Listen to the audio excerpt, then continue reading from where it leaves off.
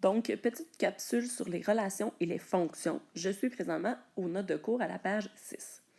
Donc, une relation, c'est un lien entre deux variables. Automatiquement, quand j'ai deux variables, j'ai automatiquement une relation. Le nouveau terme qu'on va voir, nous, c'est le mot fonction. Donc, une fonction, en plus d'être une relation entre deux variables, je dois ajouter cette petite caractéristique-là. Donc, c'est-à-dire que pour chaque valeur de ma variable indépendante qui est x, est associée au plus une seule valeur de la variable dépendante qui est y. Donc, ça veut dire quoi exactement?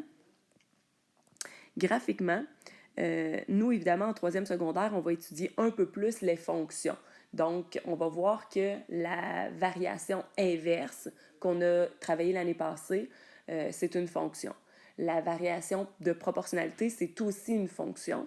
Donc, nous, on va pousser un peu plus loin ça plus tard. Mais avant tout, on se ramène à la base, c'est-à-dire qu'est-ce qu'une fonction. Donc, si je vous trace ici une variation inverse, quand je vous dis qu'il s'agit d'une fonction, c'est que pour chaque valeur de ma variable x ici, j'ai juste un y possible à la fois. Donc, exemple, si je prends x, cette valeur-là en x, ici, j'ai un seul point sur ma droite qui correspond à un seul y. Si je prends ce point-là en x, la coordonnée en y, j'en ai une seule également, donc c'est une fonction. Par contre, le cas où on n'aura pas de fonction, c'est lorsque le graphique revient un peu sur lui-même. Exemple, admettons que j'ai ça. Donc, pour cette valeur ici en x là, qui peut-être est 2, là, peu importe, j'ai ici 2 points en y. Donc, j'ai deux valeurs en y possibles. J'ai cette valeur-là ici et j'ai cette valeur-là ici. Évidemment, il faudrait que je vous les donne, ces valeurs-là, vous ne les avez pas, mais ce graphique-là n'est pas une fonction, étant donné que pour une valeur de x, j'ai plus d'un y possible. Ce serait la même chose pour cette valeur-là, parce que j'ai plusieurs points. En fait, j'en ai deux. À chaque fois qu'on aurait un segment vertical, même chose. Donc, si j'avais ce type de fonction-là, par exemple, touc, touc, ben, pour cette valeur en x-là, j'ai plusieurs y possibles, donc ça ne serait pas une fonction également. Donc, on va faire des exemples, toujours. Donc, je vais aller analyser ces graphiques-là et je vais regarder ceux qui sont des fonctions et ceux qui n'en sont pas. Donc, premier graphique, c'est une situation de variation de proportionnalité. Hein, on a travaillé ça l'année passée.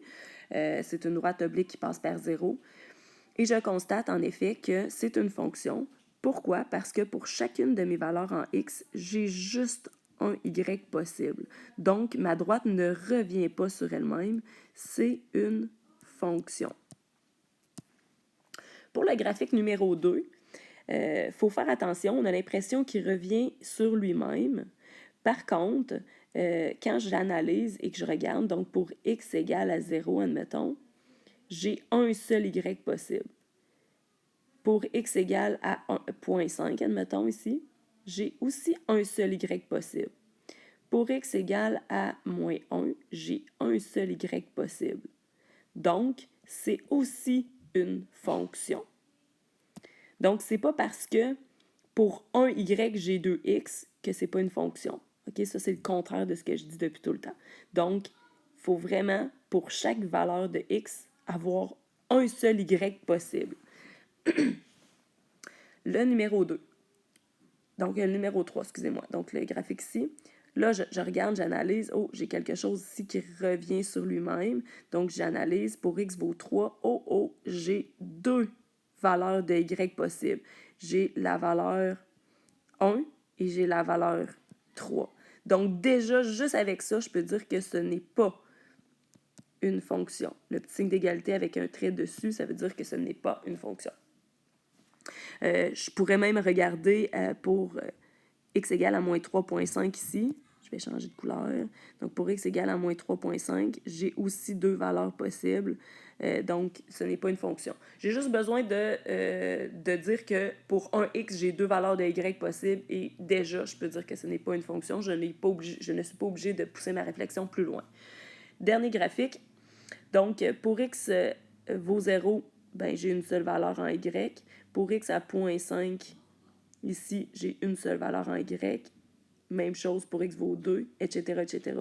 Donc, ici, on a affaire à une fonction. D'accord?